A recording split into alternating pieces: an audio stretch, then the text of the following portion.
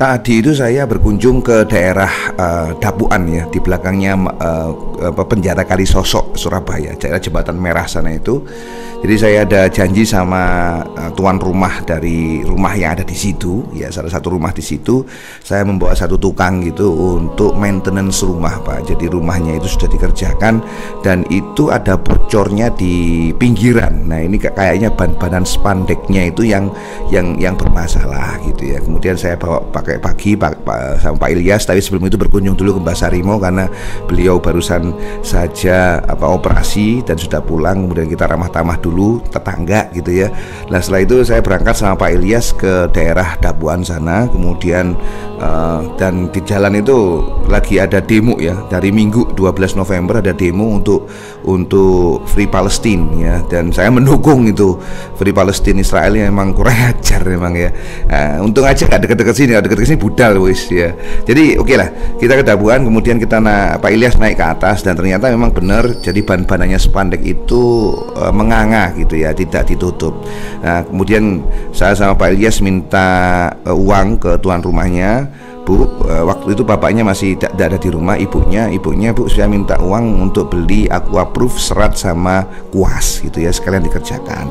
Nah kemudian setelah ban-banannya sekitar 2 meter itu sudah ditutup sama serat dan aquaproof gitu kan, ada juga bocor di tempat lain yang difotokan sama tuan rumahnya, itu ada di tengah, dan di tengah itu kemungkinan besar, ini masih kemungkinan ya, dan mungkin menuju kepastian sekitar 70% lah, itu dari genteng yang ditata tidak rapi ya. Jadi saya sudah bilang, saya fotokan juga, ini runyamnya saya sama Pak Ilyas tidak bawa HP gitu ya, dan saya minta tuan rumahnya bisa pinjam HP gitu untuk memfotokan kondisi di atas. Jadi saya fotokan kondisi di atas gitu, dan ya sudah, ada genteng yang kurang tertata rapi itu tidak bisa kalau dikerjakan langsung ya.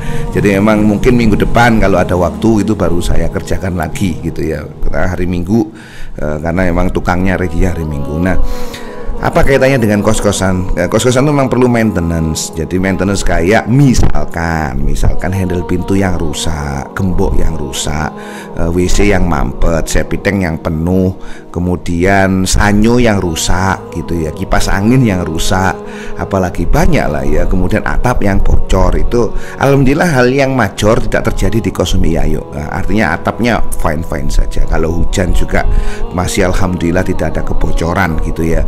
Kemudian mungkin hanya minor-minor ya, yang agak major ini, agak minor, agak major ya minor lah ya, itu adalah sedot WC. Ini aneh, sapi tank itu dari atas ya kan, semua sapi tank yang lantai 2, kamar mandi lantai 2 itu kan menuju ke satu sapi tank gitu ya.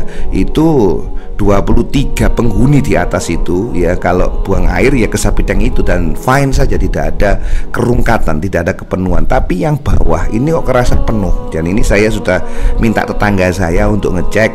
Saya sudah tanya harganya, kalau sedot WC itu berapa, katanya 500.000 satu tangki gitu. Saya kira kibik kan ya, kalau nggak sampai 1 kibik atau 500.000 ya tetap gitu ya. Sudahlah, saya cek dulu nanti gimana supaya kamar mandi di bawah yang WC-nya itu bisa kembali enak digunakan. Karena kalau sampean bener-bener ngerasakan betul gimana WC mampet itu amburadul bosku, amburadul, gak enak belas wes ya, ketipung wes gak jelas, wes gak enak belas ya. Gitu aja cerita hari ini. Terima kasih. Bagi Anda yang ingin hunian di Surabaya Timur, silakan kontak, link saya ada di bio, silakan kontak saja. Bagi yang kontak nanti saya kasih flyer atau PDF 10 halaman tentang kamar-kamar yang ready. Matur nuwun, kita jumpa lagi di postingan yang lain. Kamsia.